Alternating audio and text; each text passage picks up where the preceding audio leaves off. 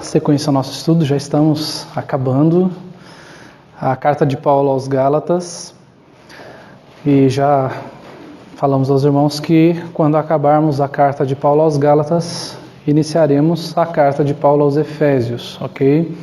Então já, como a gente sempre fala, quando vamos começar uma carta, um livro, os irmãos já podem começar a ler esta carta, já podem sublinhar aquilo que lhes chama a atenção, suas dúvidas, né? Que depois ao longo a gente vai fazendo as pregações e assim que o irmão tem alguma dúvida, alguma divergência, pode conversar conosco.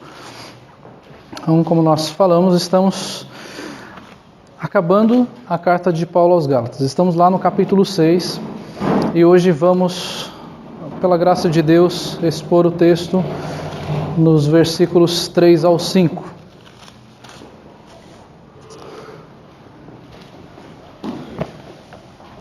Gálatas 6, do versículo 3 ao 5. E eu gostaria de começar do versículo 1, para nós pegarmos todo o contexto que nós já lemos a semana passada. Ok?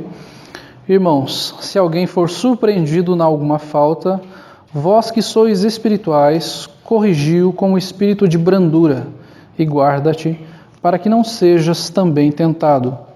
Levai as cargas uns dos outros, e assim cumprireis a lei de Cristo. Porque se alguém julga ser alguma coisa, não sendo nada, a si mesmo se engana.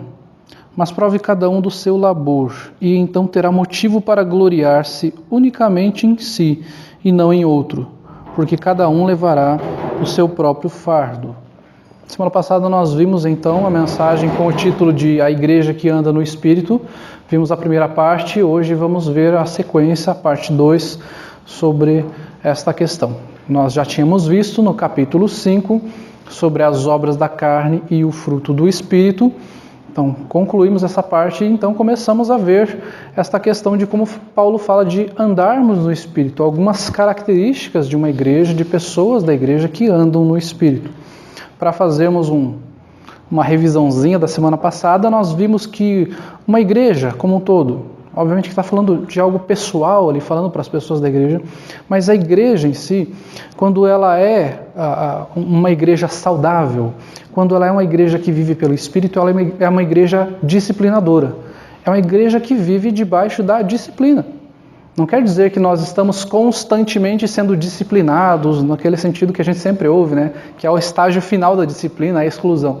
Mas nós estamos constantemente, através da Escritura, vendo aquilo que nós necessitamos de mudança. E o apóstolo Paulo fala, se alguém for surpreendido em alguma falta, vós que sois espirituais, corrigiu com espírito de brandura. Então ele fala aqui desta necessidade de disciplina, de que a igreja nós temos que nos importar uns com os outros, de que nós temos sim que repreender, que exortar um irmão e estarmos sim prontos para fazermos isso. Porque isso é um sinal de amor, como a própria Escritura fala, que a disciplina é um ato de amor. A disciplina é um ato purificador da igreja para que o mal não se espalhe. Lemos o texto de Hebreus, semana passada, falando sobre isso. Né? Então a disciplina é uma forma de levar a igreja à santificação. Né? Uma igreja que Deus requer também é uma igreja vigilante, que está em eterna vigilância. Né? Satanás e a nossa natureza pecaminosa são sujos, jogam sujo conosco. Então nós temos sempre que estarmos vigilantes. Como a ilustração que eu usei semana passada é como aquele lutador que ele gosta de dar um golpe baixo. Mesmo ele estando no chão, você tendo derrotado praticamente, ele é capaz de pegar alguma pedra ou algum pó na mão e jogar no seu rosto e tentar fazer alguma coisa contra você. Então o pecado e o próprio Satanás são aqueles que nós precisamos ter eterna vigilância. Então a igreja tem que estar eternamente vigilante. Então, por isso que o apóstolo Paulo fala, aquele que está em pé, cuide para que não caia. Nós precisamos sempre estarmos em vigilância. Não temos aquela coisa, não, eu sou forte, eu não vou passar por isso, eu não vou cair nesta questão. Não, nós precisamos sempre estarmos numa vigilância constante. E é uma igreja que pratica a palavra de Deus. Isso é algo muito sério, né? Nós devemos sempre estar prontos a praticar a palavra de Deus. Não apenas conhecer a palavra de Deus, né? A palavra de Deus nos mostra isso. Tiago vai falar na sua epístola ali sobre sermos praticantes da palavra e não apenas ouvintes, né? Enganando-vos a vós mesmos. Se vocês não são praticantes, vocês se enganam, porque vocês têm uma fé que não tem obras, porque vocês não praticam a palavra de Deus. Então ela é uma fé prática. Ela é uma fé que não se baseia apenas em conhecimento. Perceba que eu não estou falando que não precisa do conhecimento, né? Porque senão a gente acaba indo para alguns extremos aqui. Então se começa a ser aquela questão a letra mata, né? Usando o texto de forma errônea. Não é esta a questão. A questão é que você tem que aprender sim da palavra de Deus, você tem que ouvir a palavra de Deus, você pode ler livros, comentários, mas você deve praticar também. Senão você se torna um fariseu, você se torna um sepulcro caiado, você se torna um legalista. Não é isso que a palavra de Deus quer. O Senhor quer uma igreja que pratique a sua palavra. Ele não quer apenas uma igreja que saiba o que precisa fazer. Ele quer uma igreja que faça a diferença, que viva o Evangelho, que viva Jesus Cristo, né? Este é o Evangelho, um Evangelho prático. Agora nós vamos então para o nosso texto, que é a partir do versículo 3, onde o apóstolo fala, então, depois de ele falar que nós devemos levar as cargas uns dos outros para cumprirmos a lei de Cristo, ele fala então, porque se alguém julga ser alguma coisa, não sendo nada, a si mesmo se engana. Então, uma outra característica de uma igreja que vive no Espírito é uma igreja humilde. Ou seja, quando o apóstolo Paulo aqui fala, se alguém julga ser alguma coisa, né? Se alguém de repente vai pensar além do que convém sobre si próprio, você está julgando que você é alguma coisa? É como se Deus estivesse falando, quem você acha que é? O que você acha que você está fazendo? Em que espelho você está olhando? Você está olhando de repente de uma forma distorcida quem você é. A Bíblia deixa muito claro quem nós somos. E a Bíblia não fala, você é especial, você é maravilhoso, você é isso, você é aquilo outro. Talvez você já tenha ouvido falar, e já ouviram, porque eu já falei muitas vezes, sobre a doutrina da depravação total. A palavra de Deus fala isso. A palavra de Deus, Romanos capítulo 3 vai falar sobre isso. Não há nenhum justo, não há nenhum sequer, não há quem entenda, não há quem busque a Deus. Todos se extraviaram, se tornaram inúteis.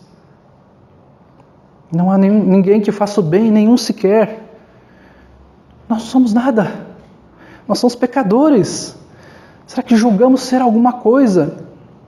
Como os falsos apóstolos daquela época, os superapóstolos, como alguns textos vão falar, que eles se achavam alguma coisa por cumprirem a lei, por cumprirem a circuncisão, por guardarem sábados, por guardarem festas religiosas, eles se achavam alguma coisa e tentavam colocar isso também para o povo de Deus. Olha, para vocês ser importante, vocês precisam da circuncisão, vocês precisam guardar essas datas, vocês precisam disso, vocês precisam daquilo outro. E o apóstolo Paulo fala, então se vocês estão julgando ser alguma coisa? E aí, quando eu comecei a ler esse texto, eu já lembrei de um texto que o apóstolo Paulo escreve lá em 1 Coríntios capítulo 1, versículos 28 e 29.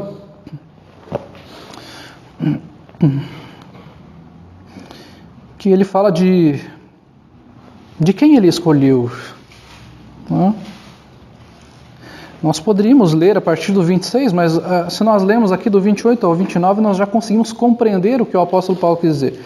Os versículos anteriores, ele vai apenas enfatizar aquilo que ele já está...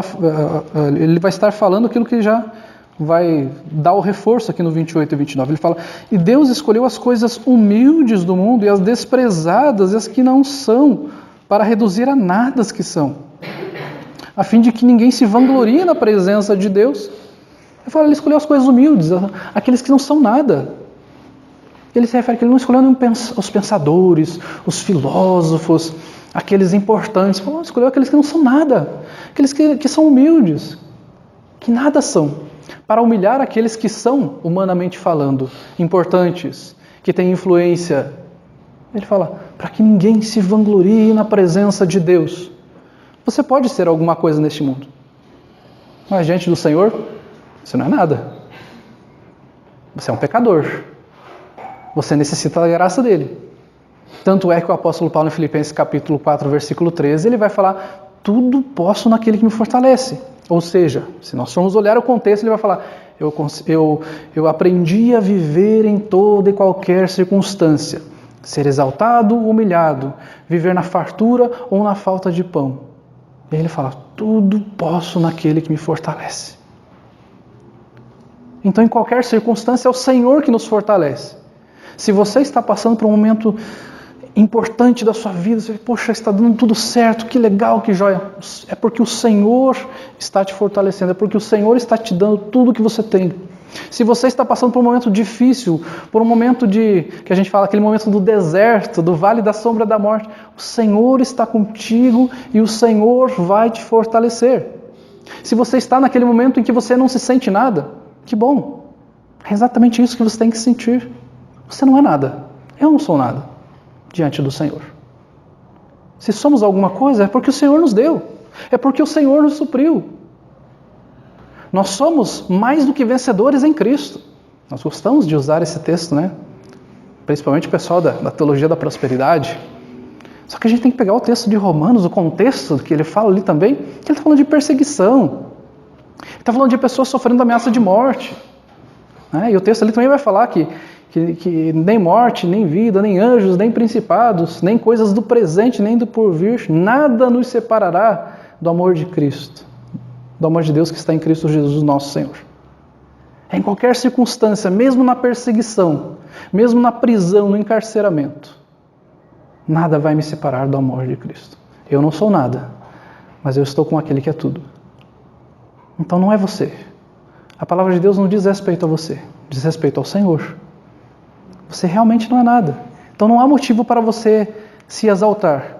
O fruto do Espírito, como nós vimos em Gálatas capítulo 5, versículo 22, ele pode demonstrar em nós, ele pode nos dar a consciência de que nós realmente somos. Quando nós amamos alguém, quando nós amamos a Deus, quando nós amamos o nosso próximo, quando nós somos longânimos, quando nós somos pacientes, quando nós perdoamos, nós reconhecemos a nossa pequenez. Nós reconhecemos a graça de Deus, que foi superabundante em nossas vidas e que nós também devemos refletir essa graça na vida dos outros. Então, o fruto do Espírito, quando ele é desenvolvido nas nossas vidas, nós conseguimos compreender isso, a nossa pequenez. Como você é pequenininho, como você é miserável, como você é pecador. Eu também. Todos nós. Nós precisamos ter um pouco mais esta consciência. Nós precisamos olhar mais para o espelho da palavra de Deus e ver quem nós somos. Você é assim. Eu sou assim. Então, sem a atuação de Deus, sem a atuação do Pai, do Filho, do Espírito Santo, nada você pode fazer. Nada. Você não consegue se mover. Você não existe. Paulo vai falar em Atos capítulo 17, quando ele está lá em Atenas, ele fala, porque nele vivemos, nos movemos e existimos. Você não consegue se mover sem a atuação de Deus na sua vida. Nem você, nem qualquer pessoa. Isso também faz parte da graça comum. O incrédulo, mesmo aquele que blasfema contra o Senhor, ele se move devido à graça de Deus, esta graça comum. Então nós não somos nada. E no que nós devemos nos gloriar se temos que nos gloriar, gloriemos no Senhor. Continuando esse texto, no versículo 3, o texto diz assim, porque se alguém julga ser alguma coisa não sendo nada, a si mesmo se engana. Como a maioria de vocês sabem, eu sou formado em economia pela nossa universidade aqui, e eu gosto muito da área de economia, de política e tudo mais. Eu assisti um filme já há algum tempo, é um filme mais antigo, se chama Uma Mente Brilhante. E realmente esse cara era brilhante, John Nash. Ele era matemático, economista, ele fez umas teorias que se chamou Equilíbrio de Nash, a teoria dos jogos e tal, mas ele era um homem que tinha uma mente brilhante e ao mesmo tempo uma mente perturbada, ele vivia numa realidade obscura, ele tinha a esquizofrenia. Então se alguém quiser assistir esse filme é muito bom, então eu não vou dar muito spoiler aqui, ele vivia uma vida paralela, ele achava que ele estava sendo perseguido pelo serviço secreto, ele achava que ele morava com uma pessoa, ele começava a ter devaneios, ele vivia uma vida que não era uma vida real, né? Ele sempre imaginava alguém perseguindo e ele fugindo e as pessoas o aprisionando, torturando ele e tal, e aquilo não era a realidade verdadeira. Então, por mais brilhante que ele fosse, e foi realmente um homem brilhante, conseguiu vários prêmios na área de economia, ele vivia uma vida que não era uma vida real. Nós também podemos viver uma vida que não é muito real, principalmente nas redes sociais, gente. Às vezes o pessoal posta coisas ali que não são realidade. Às vezes a pessoa está num momento triste, no momento está arrasada, ela fala, eu estou assim, mas eu vou colocar uma foto feliz, sorrindo lá, contente, num lugar bem legal, para provar para os outros que eu estou feliz. Na verdade ela não está coisíssima nenhuma. Ela está se enganando, né? E o apóstolo Paulo aqui, ele nos fala sobre este auto-engano, né? Se você acha que você é alguma coisa, não sendo nada, a si mesmo se engana. Você está enganando a si próprio. Você está vivendo uma vida que não é aquela. Você está achando uma coisa que você não é. Você já foi enganado por alguém? Provavelmente. Eu já fui, né? Em vários níveis, né? Pode ser aquela coisa pequenininha, né, de você ligar para alguém e outra pessoa atender e alguém falar, olha, fale que eu não estou. Você foi enganado. Ou de mentiras mesmo, no seu trabalho, na escola, de alguém mentir sobre você e tudo mais. Agora, você enganar a si próprio é algo terrível. É você pensar algo de si que não é a realidade. É você olhar num espelho distorcido. É você olhar de repente num espelho ali e falar, olha, como eu sou lindo, como eu sou maravilhoso, eu sou praticamente um ator de Hollywood. Esse espelho está distorcido. Esse espelho não está mostrando a sua realidade. Não engane a si próprio. Nós precisamos olhar para Cristo e enxergarmos a verdade. Não olhe para si próprio, não olhe num espelho para si próprio, mas olhe para Cristo. O seu padrão é Cristo. O seu padrão é elevado, não é você. Não é você. Não diz respeito a você. O nível ele é extremamente elevado. Não nivele por baixo. Olhe para Cristo. Olhe para aquilo que Ele quer de você e não para aquilo que você acha que é bom para você. Você está se achando alguma coisa? Tome como padrão Cristo.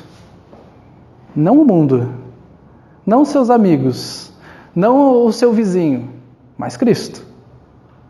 Cristo faria o que você está fazendo? Cristo pensaria desta forma? Cristo agiria como você está agindo? Ele trataria aquela pessoa da forma com que você está tratando?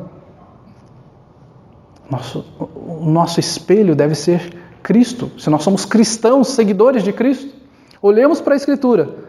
Eu tenho agido de acordo com aquilo que o fruto do Espírito fala, com amor, com alegria.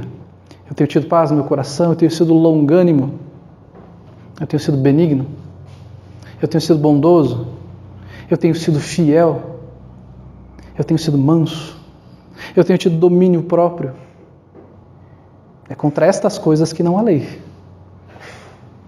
Eu tenho vivido o Evangelho, eu tenho vivido a Cristo, eu tenho olhado para Cristo, ou eu tenho olhado para o mundo? Olha como eu estou bem, olha como eu sou santo, olha como eu sou espiritual, porque olha como está o mundo. Não olhe para o mundo, olhe para Cristo. Será que Ele está contente com você? Não é você que avalia o mundo, você tem que pensar, o que Cristo está pensando sobre a minha pessoa? Como eu tenho vivido o Evangelho? Uma outra característica da igreja do Senhor, do povo de Deus em particular, é uma igreja que se gloria na graça de Deus. O versículo 4 diz assim: mas prove cada um o seu labor, e então terá motivo de gloriar-se unicamente em si e não em outro. Os falsos apóstolos daquela época, eles se gloriavam no legalismo da prática da lei. Eles se gloriavam porque, olha, nós vivemos assim, nós somos superiores, porque a gente, além de compreender o que Cristo falou, ainda nós cumprimos a lei lá de trás. Então, nós juntamos as duas coisas, fazemos um combo aqui. Então, se ser cristão é algo espiritual, guardar a lei junto é algo mais do que especial. E eles se vangloriavam nisso. Essa era a glória deles. Eles se comparavam com outras pessoas e tinham aquele ar de superioridade.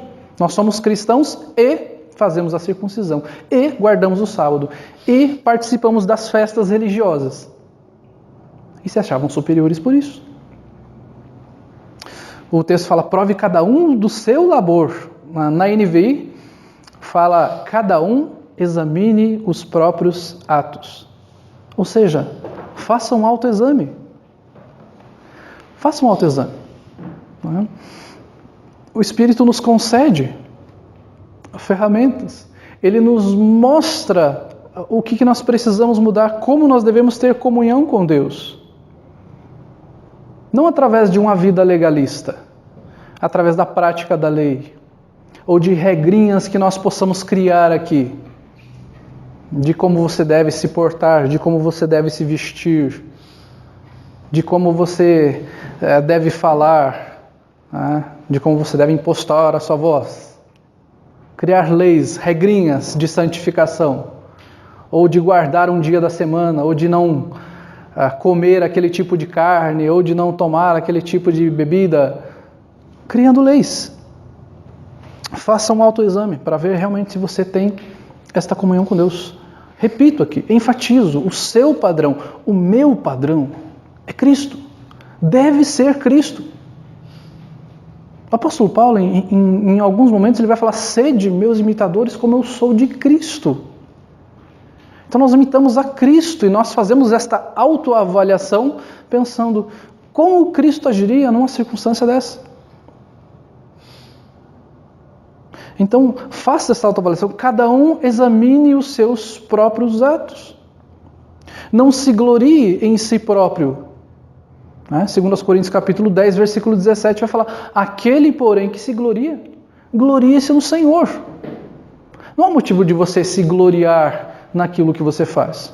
Não há motivo de você se gloriar, de repente, se você é assíduo às reuniões. Não há motivo de você se gloriar se você tem orado todos os dias. Que bom! Mas a palavra de Deus nos mostra que você não está fazendo mais do que a sua obrigação. Não é para você se gloriar que você vem aos cultos aos domingos, que você ora, que você tem contribuído e que você tem evangelizado. Se o Senhor estivesse aqui corporeamente, e se você olhar para a Escritura, o Senhor vai te falar, você não está fazendo mais do que a sua obrigação, portanto você não tem do que se gloriar. Você não pode falar, meu irmão não tem ido ao culto todas as semanas. Ele acho que não tem uma vida de oração e eu tenho. Ele não tem contribuído tanto, mas eu tenho. Você não faz mais do que a sua obrigação. Ser generoso não é virtude, é obrigação do cristão. Orar não é virtude, é privilégio, não é peso. Tem que ser alegria para todos nós, orarmos ao Senhor.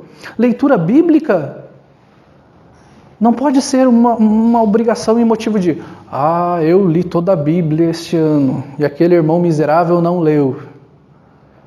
Você leu a Bíblia, que ótimo, maravilhoso, que Deus tenha falado ao seu coração e que isso sirva para o Senhor te humilhar, porque se você leu a Bíblia e o Senhor falou ao seu coração, você certamente saiu humilhado, porque Ele mostrou quem você é.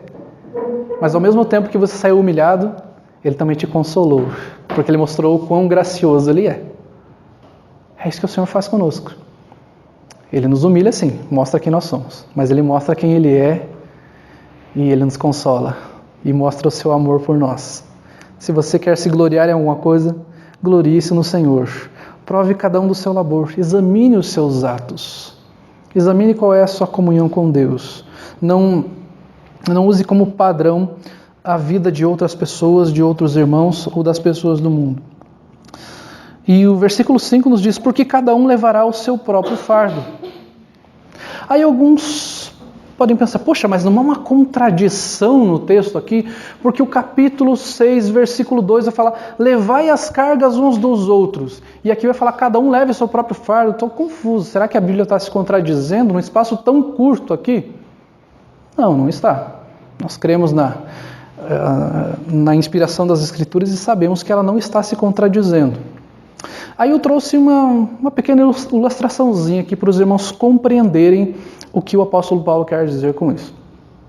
Quando ele fala no versículo 2, levai as cargas uns dos outros e assim cumprireis a lei de Cristo, nós já falamos semana passada de cada um poder se importar um com o outro, ajudar um ao outro, se necessário repreender, né, e estar junto ali para poder trabalhar aquela fraqueza do irmão, orar junto, contribuir com aquilo que for necessário. Né? Então, nós participarmos da vida um do outro, vamos usar a ilustração daquele pai que estuda com o seu filho. Seu filho está com dificuldade numa matéria e você então vai estudar aquela matéria com o seu filho. Você está levando a carga junto com o seu filho. Este é o versículo 2. E o versículo 5, quando ele fala, porque cada um levará o seu próprio fardo, é quando o filho vai para a escola e ele faz a prova. E ele tira nota baixa. E aí a consequência vai ser dele. Porque a mãe e o pai estavam juntos ali, acompanhando, estudando juntos, falando, filho, presta atenção, estou te ensinando aqui, 1 mais 1 é 2, 2 mais 2 é 4, 5 vezes 5 é 25, 7 vezes 7 é 49, preste atenção, regra de sinal aqui, regra de sinal ali, levou a carga junto. A hora que a criança foi para a escola, ela fez a prova, tirou a nota, ela está levando sua própria carga. É a consequência daquilo. É isso que o apóstolo Paulo está falando aqui. De que sim, você deve ajudar o irmão.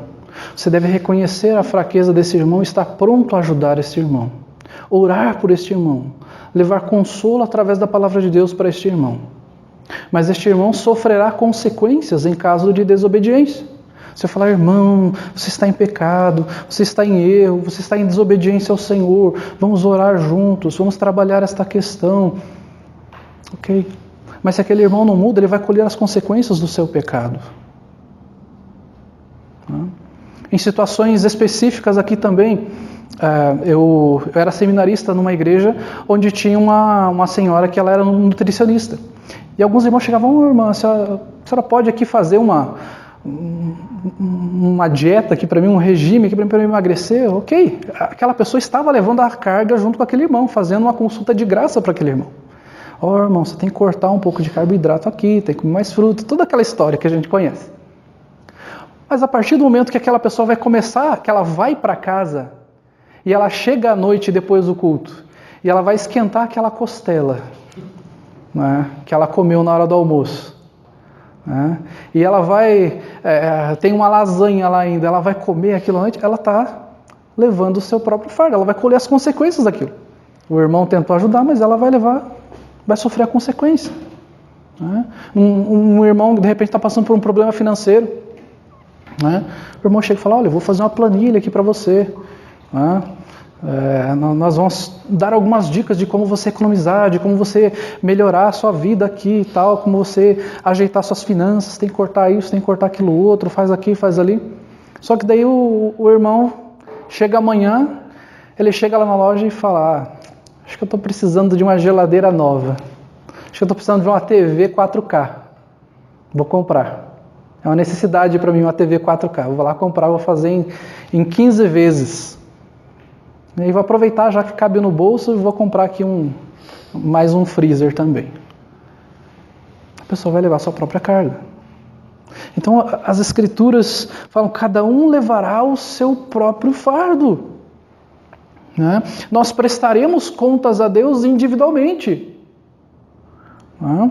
Então, nós não temos que nos vangloriarmos, olharmos para os outros e nos vangloriarmos daquilo que nós somos, porque primeiro nós não somos nada, e que nós prestaremos conta individualmente, cada um de nós. Cada um de nós vai prestar contas a Deus. Então nós não devemos ficar só olhando para os irmãos, colocando como padrão o irmão lá, porque eu sou melhor do que ele, porque eu não tenho essa dificuldade, porque eu sou melhor nisso, porque eu tenho domínio naquilo outro e ele não tem. Não. Você deve levar a carga com aquele irmão, se você conhece esse problema. Ele vai sofrer a consequência se ele não aceitar a sua repreensão, a sua exortação, mas você também tem que fazer o autoexame. Você também precisa olhar que você vai prestar contas a Deus individualmente, porque você certamente tem fraquezas. Eu tenho. Certamente cada um de vocês aqui tem fraqueza. Cada um de nós dará contas a Deus. Cada um levará o seu próprio fardo diante de Deus. Ninguém vai fazer um sacrifício aqui por você. Ninguém vai falar, eu tomo essa fraqueza para mim. Você deve se colocar aos pés da cruz. Falar, Senhor, ser misericordioso para comigo. O Senhor é misericordioso. O Senhor sabe da minha angústia, da minha fraqueza, de quão pequeno eu sou. Trata do meu pecado, Senhor. Ser misericordioso para comigo. Me livra deste mal, Senhor, que está me agoniando há tanto tempo. Não podemos ficar igual aquele publicano. Senhor, como o fariseu, desculpa. Que ele chega lá, eu não sou como esse publicano. Eu jejuo, eu oro. Eu faço isso, eu falo aquilo outro. E o publicano, batendo no peito, olhando para o chão e fala, Senhor, sê propício a mim, pecador. É assim que nós temos que agir. Nossa oração não é, Senhor, que bom que eu não sou igual àquele outro. Não, eu sou igual a ele. Eu sou pecador também. E o Senhor quer que nós nos prostremos diante dele, Senhor. Que eu fale, Senhor, sê propício a mim, porque eu sou pecador. Eu sou pequeno. Nós temos que ser muito mais exigentes conosco mesmo do que com os outros. Ou, no mínimo, usarmos do mesmo padrão de exigência. Porque, às vezes, a gente tem aquela questão de exigirmos muito de uma pessoa, como os fariseus faziam, que eles colocavam fardos nas costas dos outros, que eles, com um dedinho só, não faziam esforço para carregar. Nos tornamos legalistas. A exigência para nós de santificação, de vida com Deus, tem que ser igual àquela que eu exijo dos irmãos. Tem que ser o padrão de Cristo. Tem que ser o padrão da palavra de Deus. Então, esta exigência tem que ser pautada pelas Escrituras. Quem eu sou, Senhor? Pecador. Nada. Sou nada, Senhor. Quem o Senhor é? Maravilhoso, glorioso, misericordioso, amoroso. Então eu dependo do Senhor para viver. Eu dependo de Ti, Senhor. Eu dependo que o Seu Santo Espírito incomode o meu coração por causa dos meus pecados. Eu dependo do Senhor que trabalha na minha vida. Eu tenho a plena certeza de que o que Cristo fez na cruz foi suficiente para a minha vida e de todos os eleitos do Senhor. E assim eu vivo. Provo sim do meu labor. Glorio-me no Senhor e unicamente em mim, naquilo que Cristo fez em mim e não naquilo que eu sou. Então a nossa exortação de hoje é: olhe para Cristo. Não fique olhando para o mundo, nem para si próprio para fazer um padrão. Sim, você está bem melhor do que antes, certamente, se você está em Cristo. Porque o Senhor está te dando uma vida de santificação, está trabalhando na sua vida de glória em glória, você está sendo transformado. Mas o seu padrão é Cristo, e você não chegou lá. E você vai chegar lá quando estiver na glória. E nesta vida você terá uma vida de constante luta. Então viva o Evangelho, viva em humildade. Aquilo que o Senhor te proporcionar na sua vida, as conquistas que o Senhor te proporcionar, é porque Ele te deu, porque Ele te capacitou. E os momentos de angústia que você passar, creia, o Senhor estará contigo. Ele vai te consolar, Ele vai trabalhar em você. Se você ainda não compreendeu esta mensagem, se você não compreendeu a mensagem do Evangelho, se você não concorda que você é fraco, pecador e miserável, provavelmente você ainda não compreendeu o Evangelho da graça de Deus. Você ainda não compreendeu que o fato de Jesus Cristo ter vindo a este mundo foi porque você e eu éramos miseráveis. O fato de ele ter morrido e de ter se humilhado lá é porque você e eu deveríamos ter passado por isso, deveríamos ter sido condenados.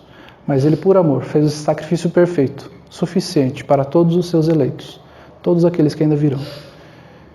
Ele foi amoroso e gracioso para conosco. Se você ainda não creu nisso, se arrependa dos seus pecados e crê em Cristo. Que Deus nos abençoe. Vamos orar ao Senhor. Senhor Deus, não permita que tenhamos um coração que se vangloria em realizações, em conquistas. Porque se temos realizações e conquistas, meu Deus, elas foram proporcionadas pelo Senhor. Senhor, não deixe que também nos desesperemos nas dificuldades, nas angústias que passamos. Porque sabemos que contigo nós podemos passar por elas e nós venceremos essas batalhas, ó Deus, porque o Senhor está conosco em meio à tempestade. Obrigado, Pai, por ter enviado o Teu Filho Jesus Cristo para morrer em nosso lugar, por ter feito o sacrifício perfeito, por nos dar uma vida de santificação. Não porque nós somos alguma coisa, mas porque o Senhor está atuando em nós. Que o Senhor nos ajude a pregar este Evangelho a outras pessoas, Pai. Não um Evangelho agradável, palatável às pessoas, mas o Evangelho que confronta. O Evangelho sim que dá esperança, que mostra a graça e a misericórdia do Senhor. Mas o Evangelho confrontativo, que mostra quão perdidos estávamos sem o Senhor. Que o Senhor nos ajude a não nos vangloriarmos, mas que se em algum momento nos gloriarmos, que nos gloriemos no Senhor. Em nome de Jesus Cristo. Amém.